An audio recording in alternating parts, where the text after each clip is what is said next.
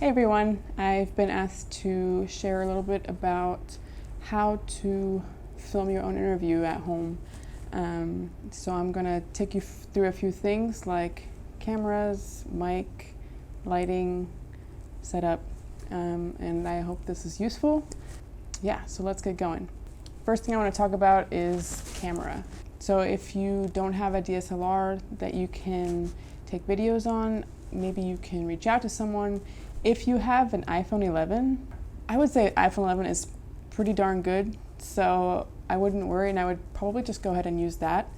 But again, if you know someone who has a DSLR, see if you can borrow that. Now, if you do have a DSLR, I want to make sure, and even when you're shooting on an iPhone, if you can go into video settings and make sure that your settings are on 24 frames per second. Sometimes the default is at 30 frames per second, but it does tend to make it look a little bit more like a soap opera, which is the setting they use for soap operas. Not the look we're going for, so if you can change that, that'd be great. If you have any questions and maybe you need to figure out how to do it for that camera specifically, you're welcome to reach out or Google your camera and how to change camera settings to 24 frames per second. What that's going to look like is video camera setting, and then look for 24p instead of 30p. All right, let's talk about mics. There's a few different ways we can go with mics. What I used for a long time and what I still use when I'm doing run and gun just out and about is to use a shotgun mic, which just goes on top of the camera. Pretty wide range. It's much better than what your camera will probably record. So that's great, but obviously if you don't have one of those lying around, you probably don't want to spend the money on that. So maybe you can find out again if somebody else has a shotgun mic you can borrow. Another option would be to use a handheld recorder. That is something that looks like this. There's a bunch of different ones that you can get. This one is the Zoom H1N.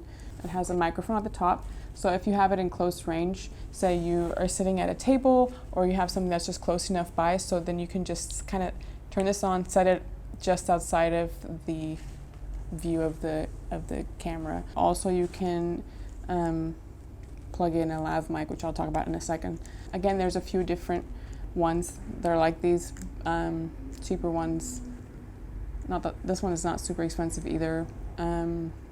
You may be able to find a used one, an older version. Maybe your church has something that you can borrow. Third thing is something your church probably has, more than likely, is a lav mic, which is actually what I have on right here.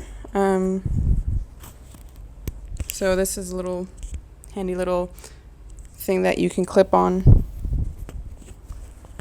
onto your subject, onto your shirt. You can usually hide the cable pretty easily. And that can again plug into either one of these. It can plug straight into your camera. There's also ones that you can plug into your phone, but that would be something you'd have to specifically get for iPhone recording.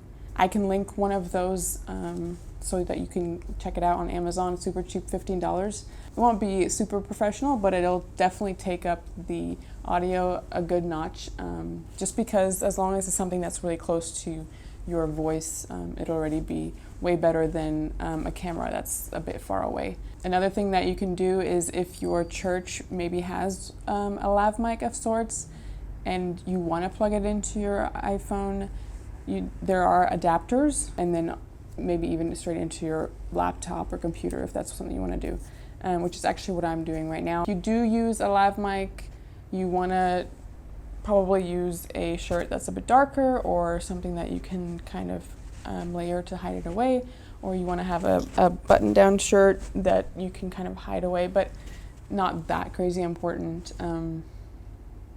Jean jackets work great. You can also, or any kind of jacket really, you can clip it on really easily. Third thing is lighting. What you want to do is make sure that you find a big window. I'm going to make sure that this is zoomed out here for a sec, and you can see that there's a window right next to me, and that gives me a good light on the side of my face, and it's just a big area where the light can come in. You don't want to be in a dark room where you can barely see your face. You don't listen to me, don't use overhead lights, okay? You want to turn all of those off Those will give you a weird light that comes straight down, give you raccoon eyes just because your eyes will be dark, because your eye sockets will actually it'll just, don't do it, okay? You want to turn off all those lights. You want to get a light that is from the side. You want to make sure you're not doing it when the sun is straining in. It'll not look as nice. You want to do it when it's just a soft light coming in. Another thing is that you can just put it like a sheer curtain, and that will diffuse it. I love to use that if I can, just to make it diffuse. It makes it soft. It makes your face look way more beautiful than harsh lighting. So you want to make sure that you're sitting, or your subject is sitting as close to it. So this window is right here. I can touch it, okay? So it's close, all right? But what I want you to do is make sure that the person is 45 degrees. They may be kind of looking out the window or almost out, kind of the side. But what you want is to kind of get that. It'll give you a nicer effect to just have this side lit up, and then this side is a little bit more in the shadows. Just gives a flattering look. It just gives it more cinematic look. Then again, the camera will also be at a 45-degree angle, just on this side. So it'll look like you are speaking to someone, so it'll give that interview feel. If you want to put an object there, if you want to have a person maybe sit there and ask you the questions, or you want to put the laptop there with the questions on them, that might help you to stay focused on that. You don't want to sit this way and then look at the camera. You want it to look consistently like you are speaking to a person to the side. You also don't want it to be a complete profile. This is not what we're going for, so I want you to make sure that it's more of a off to the side. What you also want to make sure is to give enough space when you're filming that, so if the person is sitting right here off to the side, 45-degree angle, but you want to have a little bit of empty space right here so that we can put words, we can put any text that we need to, so make sure to leave a little bit of space for that. That covers all of those things for filming an interview at home. Camera, mic, lighting, and then having the right angles. If you have any questions, please let me know. I would be happy to answer. And maybe if you want to send a picture of your setup to make sure that it's a good fit, please do so and show me what's going on, and I can tell you what's working, what's not working, and what can be done better. Well, I hope this helps, and I'm excited to see those videos.